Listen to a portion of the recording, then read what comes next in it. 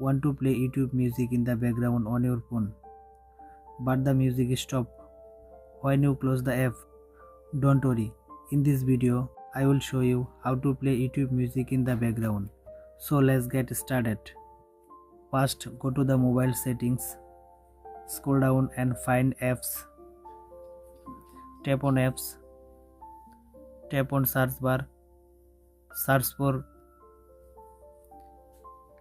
YouTube music, tap it, tap on set as default, turn on open supported links, go back to home screen, open any browser on your phone like the Chrome browser, tap on search for YouTube music.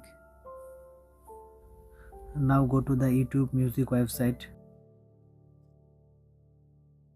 tap the three dot menu in the browser, scroll down and enable desktop site.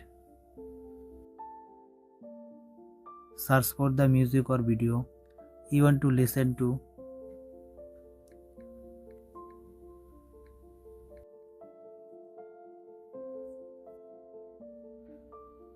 Start playing the video.